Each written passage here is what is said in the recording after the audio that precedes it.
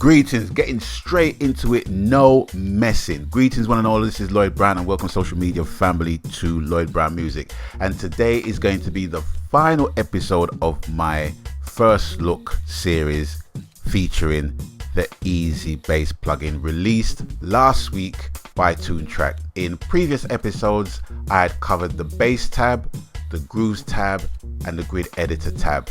Now today I'm going to be covering both the drum and keys tab and the audio tab, the audio tracker tab on the right here.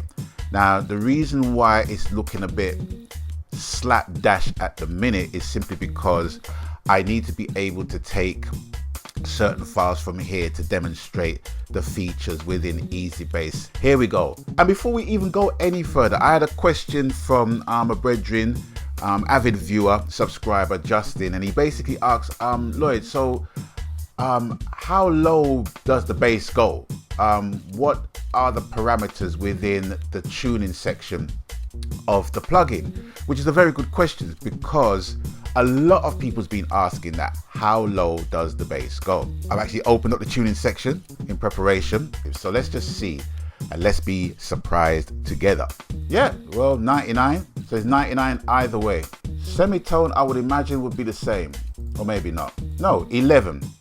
So it goes up 11 semitones. And octaves, 4 octaves, up or down. So I hope that answered your question. Without further ado, let's get into the drum and keys tab. If I click on the tab here, it's got a box where it basically shows me that I can drag MIDI from keyboards and drum MIDI to generate a bass MIDI from these corresponding MIDI files. Before we go any further, let's just remind you of the groove that I have for the tutorial, which goes a little something like this.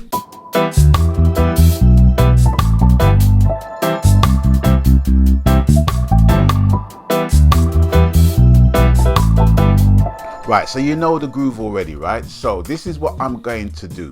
I'm going to take the Easy Drummer MIDI file and move it in here. These 4 boxes basically shows what the bass is corresponding to. To put it simply, is that whatever MIDI file is placed in it, EZBass is looking for some kind of pulse.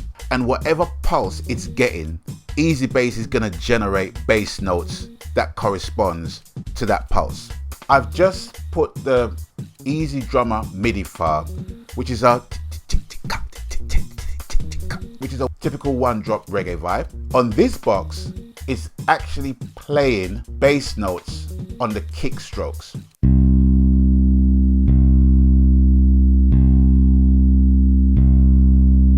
The default note that the bass is gonna play is gonna be C, a key and a chord that I know.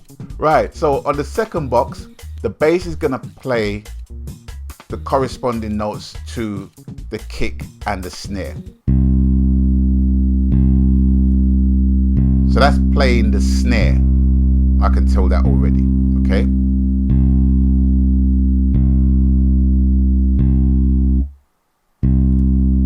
Okay, let me stop that. The third box is actually playing a variation from this box here. So with this box, it's playing alternated bass notes on kick strokes and play percussive mute bass notes on snare strokes. So this is what you're gonna get. Which is no different. It's no different. And on this box, it's basically the power hand, which is basically the hi-hat. So the bass is going to play to the power hand. So let's just play that.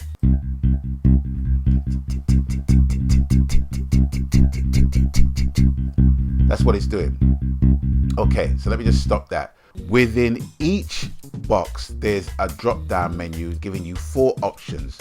Show similar grooves, search with tap to find, export to current song track, replace MIDI in selection on song track. And those are the features, the options that are featured in every box here. That is basically what it does. Why I feel a bit underwhelmed is because this is, as we Caribbean people colloquially say, is long. It's long. It's absolutely long. And I'm going to explain why. And I'm going to make the point with one of Toontrack's other products, which is EZKeys. Now with EZKeys does a better job than this section in EZBass. EZKeys has so many different expansions of playing styles to choose from. There's so many, huge library spanning across so many different genres, right? The trick that a lot of people use with EZKeys that I've seen a lot is if they want to get a bass line from EZKeys, right? What they do, they will take a groove, let's just say, and they will put it in the timeline. And what they do to edit, they will take out all the notes that's played on the right hand, and they will take out a couple of notes that's played with the left hand. So you're just left with one bass note. And when you put that in a third-party bass plugin, it just works. It just works. It takes so little time to do. You literally just grab, delete all of the excess notes that you find within the keyboard MIDI. It does it a whole lot quicker. But having said that, within genres of pop, country, rock, genres that have naturally flowing bass line, this works. There's no doubt about it. This basically works. It caters to the very challenged bass player or the very challenged bass programmer, I have to say. There's no two ways about it. It has its pros and it has its cons. But for someone like me who's kind of halfway in between, it doesn't fill me with much enthusiasm at this point. But I'm not knocking it. I'm not knocking it at all. It's just my take on the thing. Going into the audio tracker. Okay, so this basically does the same thing, but it does it the other way around. So what it does is that you can select an audio file here. Bad example, doesn't show it. But okay. What I'm going to do, I'm actually going to bring down this a little bit. And what I'm going to do, I'm going to take a file which is an album track called Make Your Move, which I recorded with the wonderful Raphaelia. And I'm going to take that. Oh my gosh, here we go. Come on. Come on. Right. This is faffing about with me now, right? Select audio file. Open. Desktop. Scroll down. Right, Make Your Move. Featuring Raphaelia. Bassless mix, 134 BPM. So I'm going to take that. Open that. So it's preparing the track.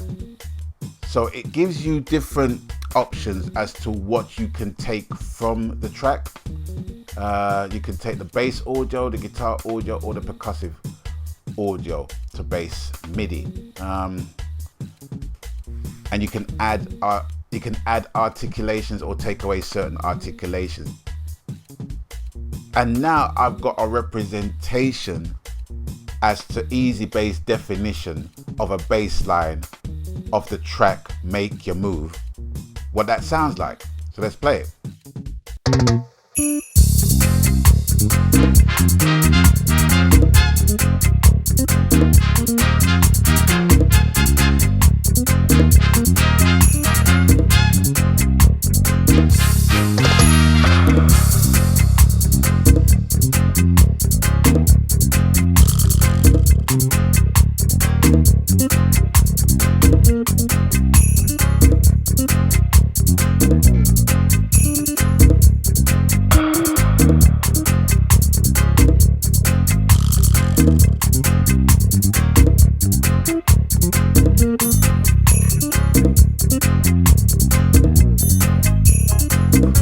Okay, so that's what it basically does.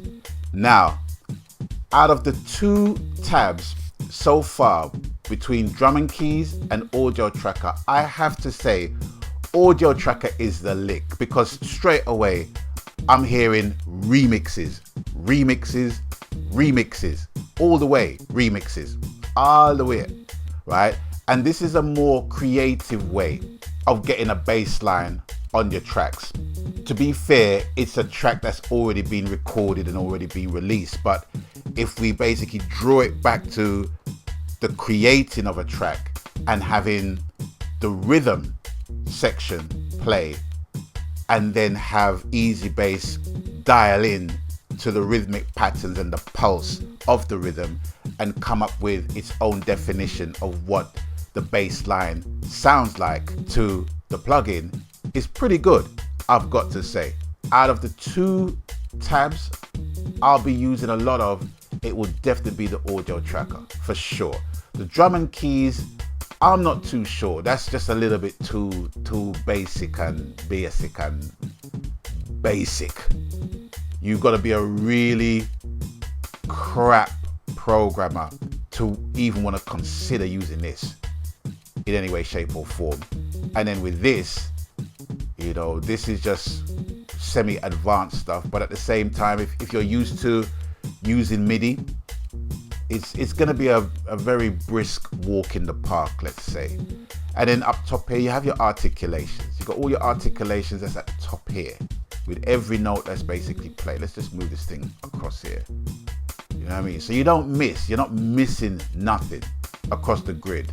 Yeah, there's nothing else I can really say about that. Already my brain is going 10 to the dozen here as to the possibilities of what this thing can do with already released material. The scope for remixing is freaking huge on this thing. Huge, massive, you know what I mean? So I'll gear the thumbs up on that tab, Toontrack.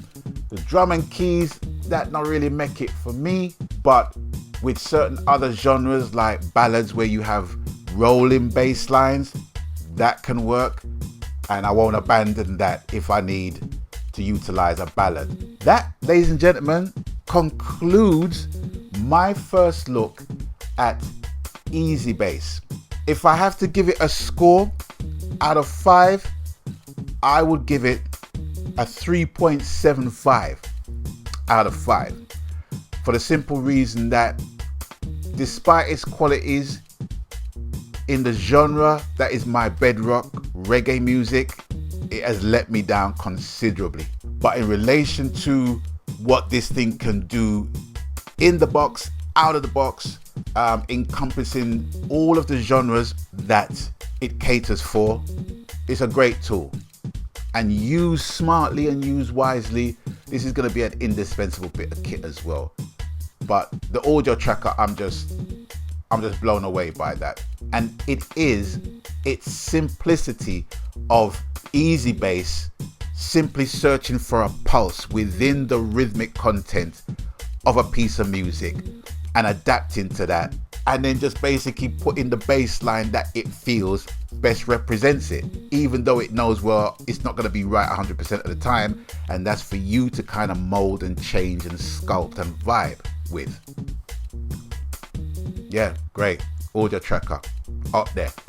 But yeah, that concludes my first look at the EZBass plugin. I hope that you've enjoyed the content. If this has been of any use to you whatsoever, you know what to do. People, please smack the like button, smack the subscribe button, and most importantly, ladies and gentlemen, click on the notification bell where you will get further notifications of future upcoming uploads on this channel.